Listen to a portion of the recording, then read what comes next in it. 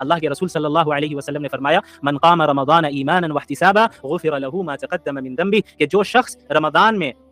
قیام کرے گا، نمازیں پڑھے گا رات میں، اللہ کے سامنے کھڑا ہوگا، یا دوسرے الفاظ میں کہہ لیں جسے ہم تراویح کہتے ہیں، تراویح پڑھے گا اور ایمان کے ساتھ پڑھے گا اور اجر کی امید رکھتے ہوئے پڑھے گا، تو اللہ رب العالمین اس کے تمام گناہوں کو معاف کر دے گا۔ روزے کی بھی یہ فضیلت اور قیام اللیل کی بھی یہ فضیلت، کتنی بڑی فضیلت! لیکن بڑے افسوس کی بات ہے ہمارے معاشرے میں چند افراد ایسے ہیں جو امت کو اللہ سے نہیں جوڑتے ہیں، امت کو وہ توڑنا چاہتے ہیں۔ اسی لیے آپ دیکھتے ہیں کہ جیسے رمضان کا مہینہ آیا فوراً لڑائیاں شروع ہو گئی، تراویح 8 رکعت یا 20 رکعت، 20 رکعت بدعتی، 8 رکعت بدعتی۔ یہ بدعتی اور مشرک اور یہ سارے کافر ہونے کا جو ٹرینڈ چل پڑا ہے ہمارے یہاں، یہ بڑے خطرے کی چیز ہے۔ یہ چیزیں ہم لوگوں کو اصل مقصد سے پھیرنے کے لیے، ہمارا اصل مقابلہ تو کفار کے ساتھ ہے، اصل مقابلہ ان دشمنان دین کے ساتھ ہے جو ہمارے مسجد اقصی کو قبضہ کرنا چاہتے ہیں، اور وہ ایسے ہیں جو حرمین کو ختم کرنا چاہتے ہیں، وہ ایسے ہیں کہ جو چاہتے ہیں کہ مسلمان کرسچن بنے یا نہ بنے، کم از کم مسلمان نہ رہے۔ وہ نہیں چاہتے کہ آپ اسلام پہ رہے، ان کا کام ہے کہ آپ کے درمیان انتشار پیدا کرنا۔ تو یاد رکھیے رمضان میں ان فضول بحثوں میں نہ پڑے۔ یہ کوئی 8 پڑھنے والا ہو یا 20 پڑھنے والا ہو، اس سے طے نہیں ہوگا کون جنت میں جائے گا کون جہنم میں جائے گا۔ جنت اور جہنم کا مدار صحیح عقیدے اور اعمال صالحہ پر ہے، صحیح عقائد اور اعمال صالحہ پہ۔ باقی جو سب ایشوز ہوتے ہیں اسلام کے، جو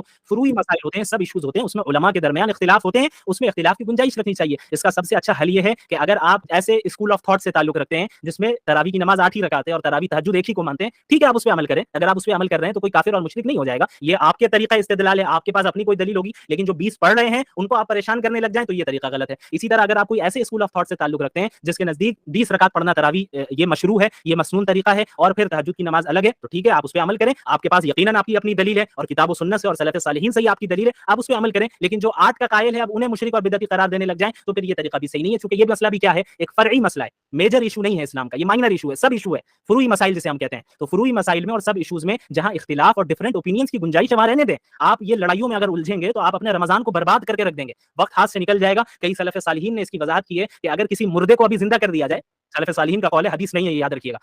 سلف صالحین میں سے کسی عالم دین کا قول ہے، ان کا نام اس وقت میرے ذہن میں نہیں آ رہا ہے، بڑے مشہور عالم ہیں، جنہوں نے کہا کہ اگر کسی مردے کو زندہ کر دیا جائے اور اس سے پوچھا جائے کہ تمہاری تمنا کیا ہے، تو وہ رمضان کے ایک دن کی تمنا کرے گا۔ اللہ اکبر! یہ اتنا بڑا مقام ہے رمضان کا، اور ابھی ہم مرے نہیں، ابھی ہم زندہ ہیں، تو یہ اللہ کا ہم پر کتنا بڑا فضل ہے کہ اللہ جو ہے ہمیں رمضان کی توفیق دے رہا ہے۔ سلف صالحین کا یہ معمول رہتا کہ رمضان کے آنے سے 6 مہینے پہلے سے ہی اللہ سے دعا کرتے اللہم بلغنا رمضان، یا اللہ ہمیں رمضان پہنچا دے اور عافیت کے ساتھ، صحت کے ساتھ، ایمان کے ساتھ پہنچا دے۔ یہ دعا کرتے 6 مہینے پہلے سے، اور ابھی رمضان ختم ہوتا تو ختم ہونے کے 6 مہینے بعد تک اللہ سے دعا کرتے کہ اللہ پچھلے رمضان میں جو عبادتیں کی ہیں اسے آپ قبول فرما لیں۔ یہ طریقہ ہمارے سلف صالحین کا رہا، ہمارے علماء کا رہا، اکابر علماء امت کا رہا، یہ طریقہ صحابہ کرام کا رہا، یہ طریقہ اللہ کے رسول صلی اللہ علیہ وسلم کا رہا۔ تو یہ حضرات رمضان کا استقبال اس طریقے سے کیا کرتے تھے، تو ہمیں بھی اسی طریقے سے رمضان کا استقبال کرنا ہے۔